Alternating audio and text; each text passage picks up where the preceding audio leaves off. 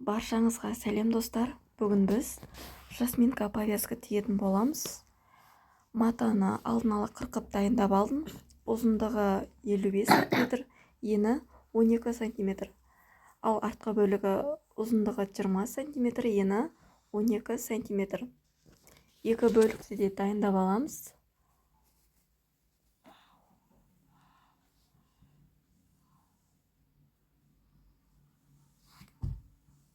Екі бөліктің де бір жағын ұзыннан тігіп шығасыздар. Дәл видеодағыдай етіп тіксеңіздер, повязкаларыңыз әдемі шығады, әрі тігілу жолы да өте оңай. Екінші жақ бөлігін ортасын тауып 6 см белгілеп тігіп шығасыздар. Дәл осылай екінші бөлікті тігіп шығасыздар. Сосын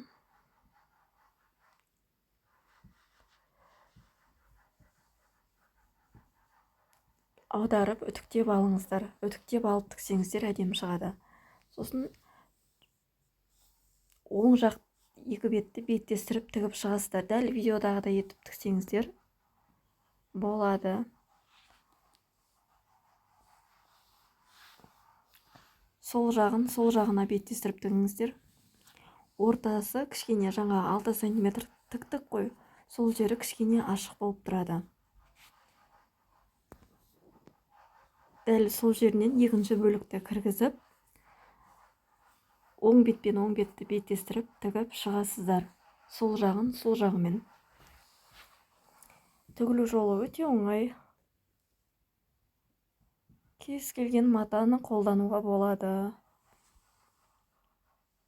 Атлас мата.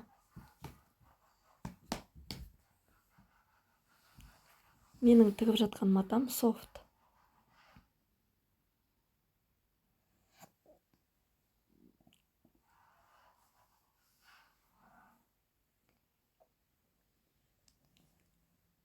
Оң жағымен тігіп аласыздар.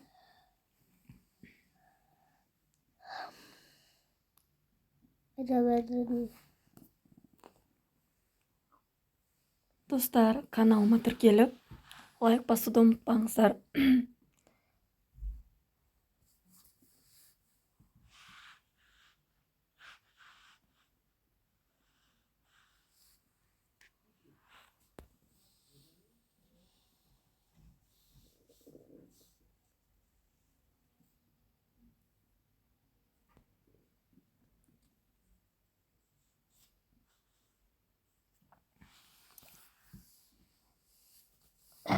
Енді екі шетін складка етіп жинап аламыз.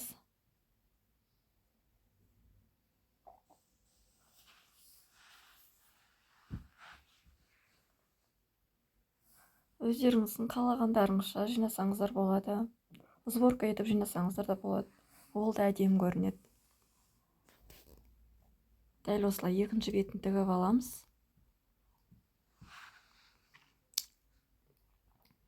Енді артқы бөлігінің екі бас жағын тігіп шығасыздар. Ортасы кішкене ашық қалу керек.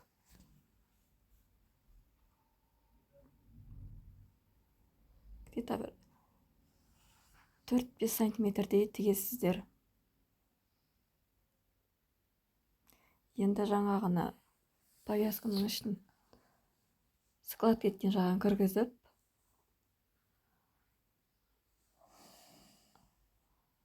резина қойып тігесіздер.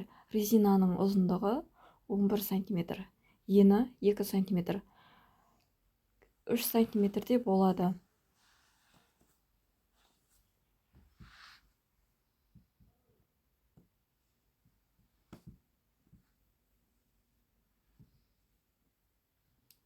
Егер бас көлемдеріңіз кішкентай болса, 55 емес, 53-54 қыл болсаңыздар болады.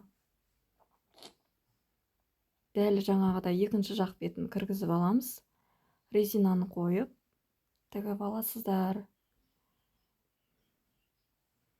Өте әдемі шықты повязка. Достар, тіркеліңіздер. Каналдың дамуына үлес қосыңыздар. Алдын ала рахмет сіздерге. Енді ортаңғы бөлігін тігесіздер. Резинаны тартып тұрып тігесіздер.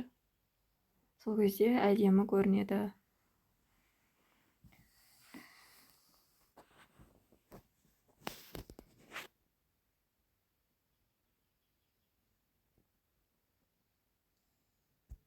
Лайк басып, комментарий қалдырсаңыздар қуанып қаламын.